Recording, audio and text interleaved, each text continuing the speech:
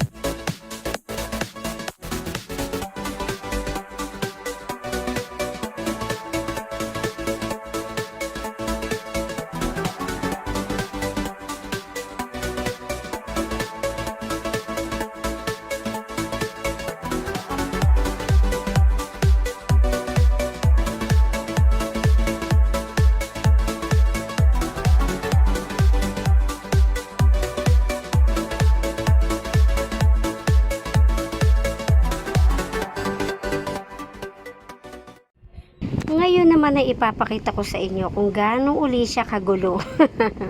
Dahil inilagay ko lang yung mga paninda na nasa kahon sa kanya-kanya lang mga proper places. Katulad nun, hindi ko pa nailagay sa ref yun.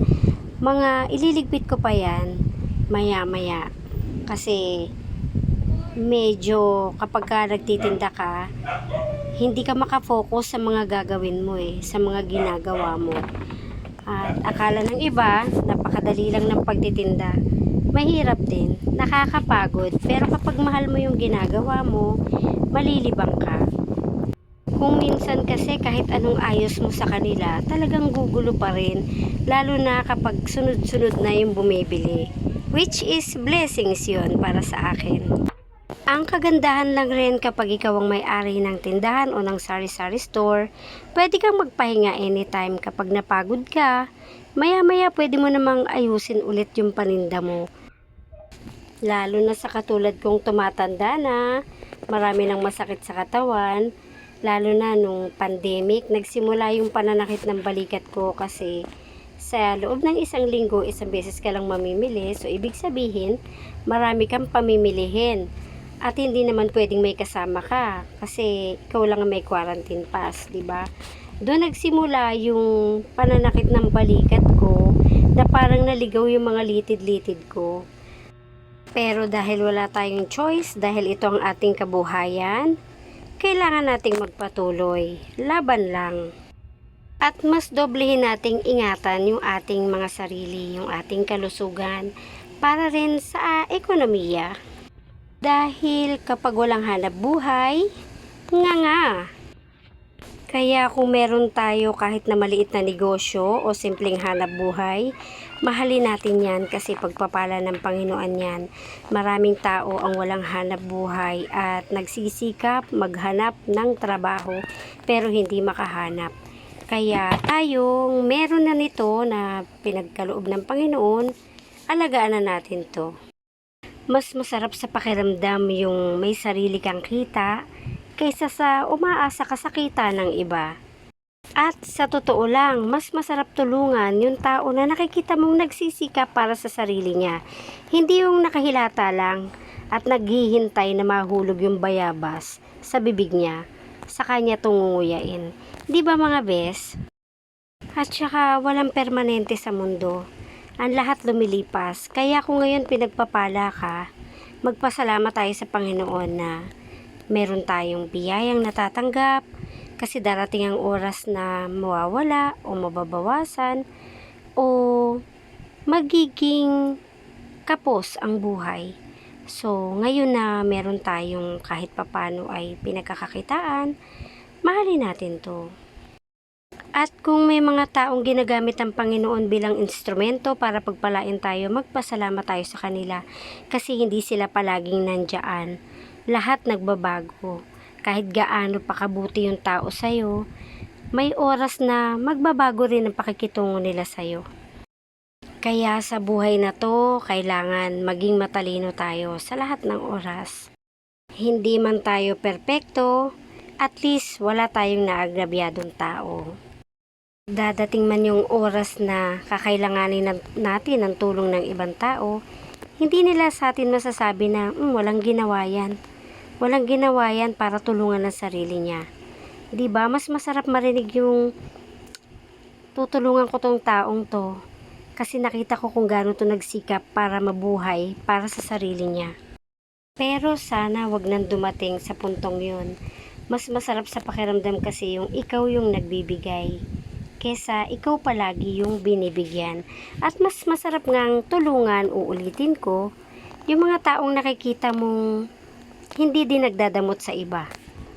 At tinutulungan ng sobra yung sarili nila para makaahon sa buhay.